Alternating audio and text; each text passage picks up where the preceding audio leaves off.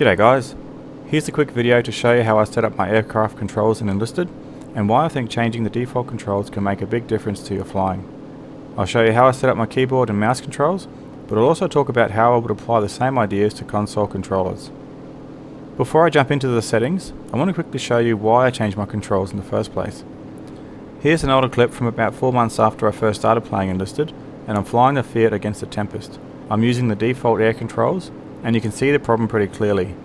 I'm trying to hold the default button for free look, which is C, so I can use free look to keep my eyes on the enemy aircraft, but at the same time I'm trying to roll, turn and manage my flaps. Every time I need to change my flaps or roll the aircraft, I have to let go of free look to push those other buttons. This means I lose sight of the enemy for a moment, and in dogfighting, even 1 second can be enough to lose track of them, lose position, or miss an important move they make.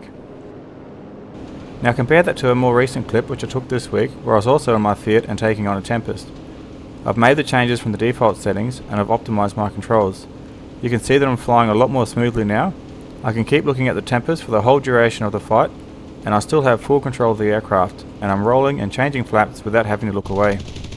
The issue is that with the default layout, there are too many important controls that are controlled by the same hand. You can't watch your opponent and properly control the aircraft at the same time. That's really the main reason why I changed my setup. So let's go through the controls now. I'll show you what I changed, what's working for me, and what I probably wouldn't worry about. Okay, to change the aircraft controls, go up here to this menu, and then go down to controls, and then go across the top here to plane. And what I'll do now is I'll just run through these controls line by line and just let you know what I've done to optimize my controls. And I'll let you guys know what I would do if I was using a gamepad. So first off, pointer control, very simple on the mouse and the right thumbstick. I think that's the perfect place to put both of those. It's going to help with your free look later on. Look around is free look. So it was originally C, but it was too hard to use C and control the aircraft with the keyboard and mouse. So I changed mine to left shift. So now I can hold that in with my little finger and still use W, A, S and D keys to control the aircraft.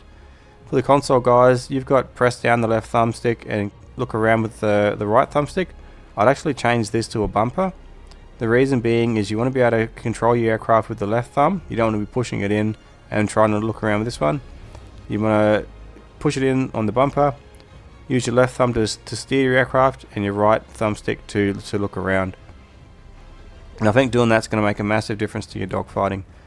I changed mine at the start of the year. And I thought it would be a big deal having to relearn where all my buttons were, but it was actually quite easy. It only took me about 3 days to adapt to the changes. Zoom in is right mouse, same as aim on when you're using a weapon. You guys have got it on your bumpers. I'd probably change that to maybe just a button that isn't a bumper, because I want to use the bumpers for something else. Maybe something on your right thumb button, so the A, B, X, Y, or the square, triangle, circle, X. One of those ones. Shoot. Now you can split your machine guns from your auto cannons from your second or additional weapon as well. The additional weapon are the ones that are on the, say, BF110 G2, the 37mm underbelly cannon. You can split them all so they're all firing separately. The advantage of that is each of the projectiles coming out of these is coming at a different velocity, and that means they're going to be slowing down and dropping at different rates. So your sights are zeroed for your MGs, which means at longer ranges, the cannons and the additional weapons, they're going to be missing. So the fix for that is either you can split them and then just keep that in mind, or just do what I've done and leave them all on the same button. And when you're at long distance, just be mindful that you're going to be missing with your auto cannons, and just wait till you're a bit closer before you pull the trigger. For the bomb drop, space is perfect for keyboard and mouse. For you guys, probably I'd move this to the right hand side, so you're pushing it with your right thumb. That way you can control the aircraft with your left thumb and drop your bomb without having to lose control of the aircraft. Shoot rockets is R. I left it as R. I don't really fly the aircraft that use rockets all that often, but I would change it off a bumper here. I'd probably put it as one of the other next to the drop bomb probably, just to make it easy and so you can free up your thumbs for controlling the aircraft. Change seats. T is fine for me. You guys can probably use something on the D-pad. Same as for jumping out of the aircraft. Ailerons and elevator. So W, A, S and D for the keyboard and mouse guys. You guys on the console have only got your left thumbstick controlling your roll left and roll right, as well as your pitch. I'd change this so that you can pitch up and pitch down with the left thumbstick. I'd change the throttle to a bumper. That's why I wanted to free up the bumpers earlier on, so that that way you can control the aircraft fully with your left thumb, and then when you use your free look, you can use your right thumb to look around and free look. So when you're in the middle of a dogfight, your left thumb will completely control the aircraft, and you can look around with your right thumb. Same as the guys that are using WASD. By using shift as the look around button, you can totally free up your mouse to look around and control your aircraft with just these 4 keys while you're in a dogfight. Rudder is Q and E. That's pretty basic for keyboard and mouse guys. For gamepad, I'll probably put that on a bumper as well. So I have shoot, free look, and probably the rudder on the bumpers if you've got 2 bumper buttons. And the reason being is they're quite handy in a pinch if you're in a dogfight and you need just to throw the attacker off during a turn. I usually only use rudders during high yo-yos and the rope-a-dope maneuver. I don't really do it as much as what the energy fighters do. I sort of pull up, and then that's not the very top of the turn, not when I'm starting to stall, but I usually pull up into a very high yo-yo, and then when I turn, I kick my rudder to help me get around and escape their guns. You can also do, it's called cross control slip, which is a bit of an advanced technique which I'm sort of toying around with. You can sort of drift your aircraft through the sky. I'm going to be trying to use it during dogfights, so look out for a tutorial of that once I get it going. Throttle is the mouse wheel for me. I think this was the original caps lock and tab to throttle up and throttle down. I'm not too sure, but I've only used the mouse wheel. And for you guys on console, I'd probably change that to maybe I would change that to maybe press in the left thumb and to throttle down, and press the right thumb to throttle up, if that's possible for you guys. If not, maybe a D-pad or one of your thumb buttons on the right hand side. Toggle engine, that just switches the engine off for a few seconds. It's really helpful if you've got an enemy aircraft nearby and you've lost sight of them. You can press X, switch your engine off for a minute, and then you can just use your ears to find the aircraft. It's usually pretty good. So maybe put that on the D-pad for you console guys. Gear up and gear down. Useful for landing in the field if you get shot down, or if you land on an aircraft carrier to get repaired. So that's unchanged for me.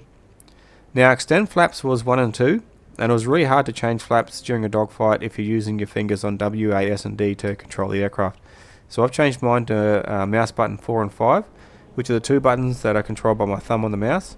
So if you've got a mouse that you can do that with, I'd highly recommend changing them to those 2 buttons.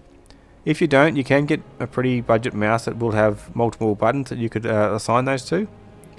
And for you guys, like I said, I'd change that off these and put it onto a bumper. That way you're not having to let go of your left control, your left thumbstick rather, while you're trying to dogfight and change your flaps and all that sort of stuff.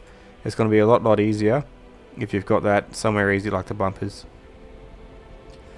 Airbrakes, I believe this was left control for the keyboard and mouse, but I've changed mine to the middle mouse button on my mouse.